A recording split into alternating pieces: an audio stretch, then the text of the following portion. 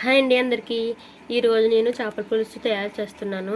ముందుగా చేపల్ని శుభ్రంగా వాష్ చేసుకొని పసుపు ఉప్పు వేసి శుభ్రంగా వాష్ చేసుకొని పక్కన పెట్టుకోవాలి.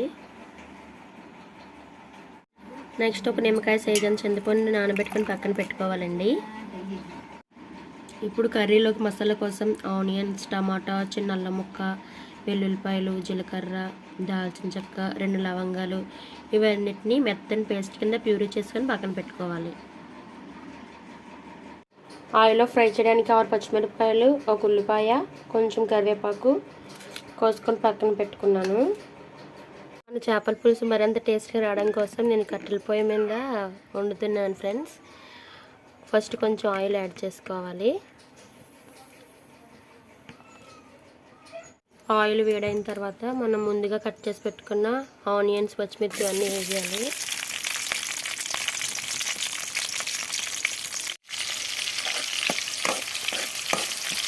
ఆనియన్స్ బాగా ఫ్రై అయిన తర్వాత మనం ముందుగా ఇందాక చెప్పాను కదా పేస్ట్ తయారు చేసుకోవాలని, అందులో ఏమేమి వేసుకోవాలో చెప్పాను కదా, ఆ పేస్ట్ని దీనిలో యాడ్ చేసి బాగా ఫ్రై చేయాలి.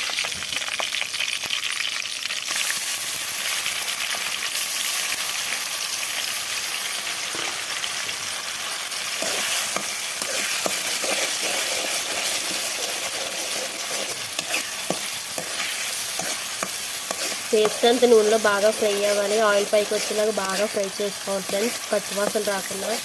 అప్పుడే పులుసు అనేది టేస్ట్గా ఉంటుంది. ఆయిల్లోని పేస్ట్ వేయగానే మంచి స్మెల్ వస్తుంది ఫ్రెండ్స్.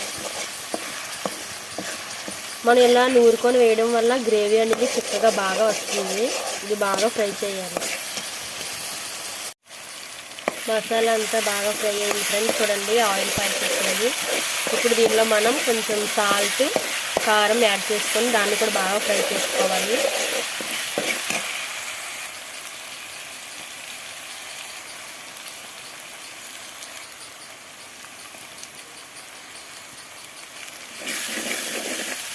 మంచిగా ఫ్రై చేసుకోవాలి.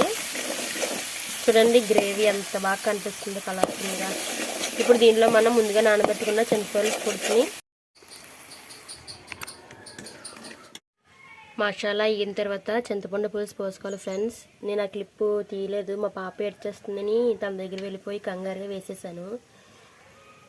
చింతపండు పులుసు యాడ్ చేసుకొని పులుసు సగం మరిగించిన తర్వాత అప్పుడు చేప ముక్కల్ని యాడ్ చేస్తే ముక్క రాకుండా బాగా వస్తుంది.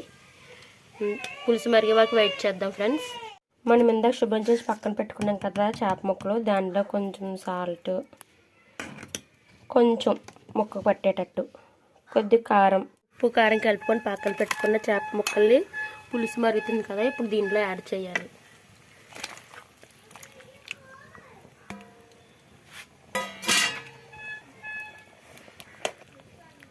చూడండి ఫ్రెండ్స్, మన చేపల పులుసు రెడీ అయిపోయింది. ఇంకొక 2 మినిట్స్ ఉంచి కొత్తిమీర వేసుకుంటే వేడి వేడి చేపల పులుసు రెడీ. ఇదిగోని ఫ్రెండ్స్, మన చేపల పులుసు అయితే రెడీ అయిపోయింది. వండిన రోజు కన్నా తర్వాత రోజు వేసుకొని తింటే చాలా బాగుంటుందంట కదా, ట్రై చేద్దాం. చూస్తుంటే నోరూరిపోతుంది. వేడివేడి అన్నంలో వేసుకొని తిందాం, ఎలా ఉంటుందో చూద్దాం.